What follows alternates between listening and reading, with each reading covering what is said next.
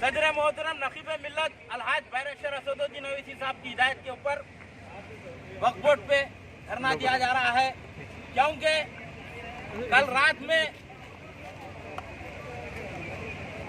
Land grabbers Qutub शाही मस्जिद शामिरपेट याकूतपुर में रातें रात मस्जिद को डिमोलिशन करे हैं।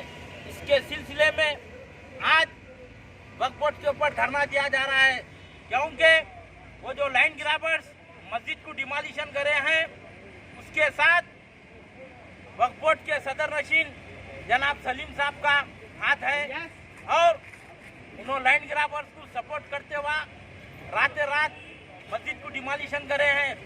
और मजलिस इत्तेहादुल मुस्लिमीन यही बोलना चाहती है कि एक बार जब अल्लाह का घर बन जाता है तो सुए क़यामत तक वो अल्लाह का घर रहता है। आज यहाँ पर मस्जिदों को जो डिमोलिशन करे हैं, मस्जिद को शहीद किए हैं, इसके जिम्मेदार वक्फ बोर्ड के चेयरमैन सलीम साहब है। और रात में मैंने सदर मोहतरम की हिदायत के ऊपर मस्जिद का मायना किया और शामिरपेट पीएस में जाकर एहतजाज किए हम रात में।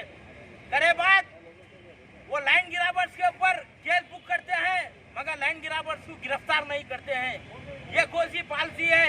और मजलिस इत्तेहादुल मुस्लिमीन कतई इस चीज को बर्दाश्त नहीं करेगी।